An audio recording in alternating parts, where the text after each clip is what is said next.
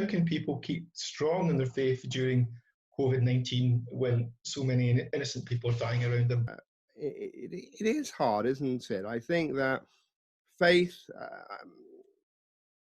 gets you through crises, or at least it gets me through crises. I can only ever speak in from a personal viewpoint. And I was set a challenge about a decade ago by the Guardian newspaper to blog about the Book of Job, which is our wisdom philosophy, if you like, or writings around this question. And the feedback was huge. It was a huge hit.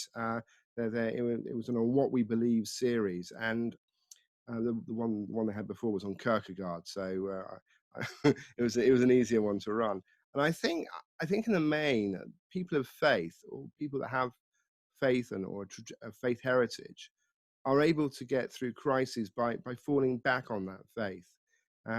There are hard questions. There are hard questions about free will and why do we live in a world where there is death, or there is poverty, or there are earthquakes. And I know theologians and philosophers over the ages have tried to answer this in terms of we're part of a divine plan, or God has given us free will.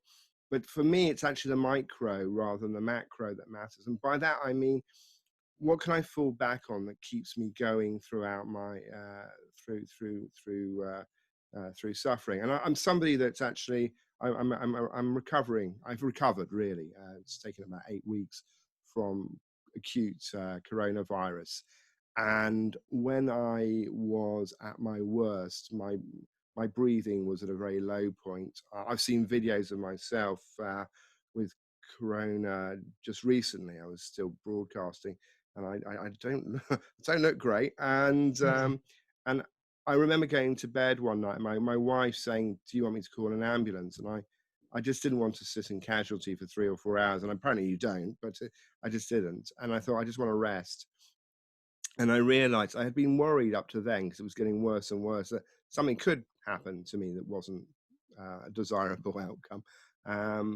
And for some reason, I became extremely calm, that actually I wasn't in control of this situation, and that whatever would be. And my reflection was at that time, how can I, even in this state, best serve those around me? How can I best serve my community?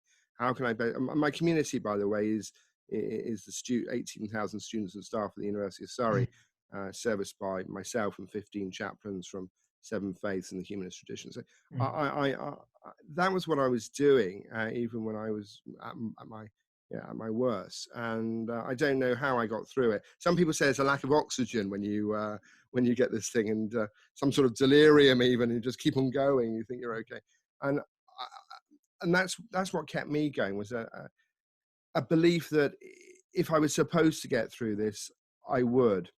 And also that if I didn't get through this, it wasn't about me being good or bad. It was just my time. And I've had a really, really good life. I've obviously got a second chance because I'm still here, and I'm very, very well. But it is something that you do ponder on in those times when you're at your worst, when you're at your weakest. And I don't know if I've ever been that weak. As a child, I was once admitted to breathing difficulties, but that was a 24-hour thing in a tent. But it was this was progressively getting worse, and it got worse at night and got better in the morning, and then worse at night. So it was building up over a long period of time, a week, 2 weeks. So it was scary. It was like seeing, if you like, as a metaphor, a train coming down the tracks on one of those Buster Keaton or films where you're tied to the train track and you're going, the train's going to hit me,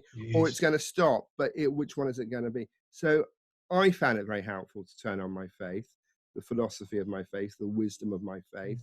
My main concern was for the loved ones around me, where and the impact that this would have on them.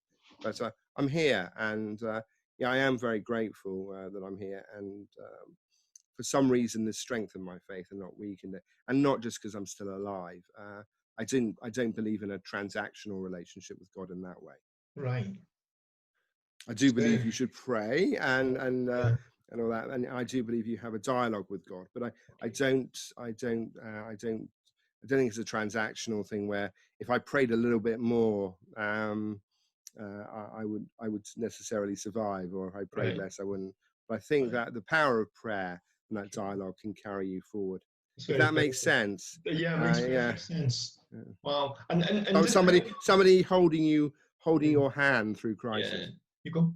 My final message is that we will get through this. I know it's been said a lot of people, but I'm actually sort of taken aback by the sense of community, people coming together, people helping the neighbors that they haven't met before, people going and doing shopping for those who are solo isolated because of age or underlying conditions.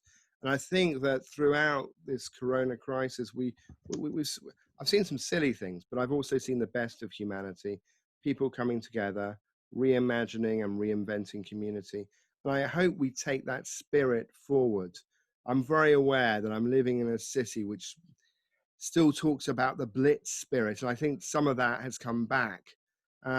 Except I think we lost it somewhere along the line. I don't know when. I wasn't around, but I hope that the Corona spirit, that spirit of community, of helping one another, of feeling responsible for one another, continues for a very, very long time.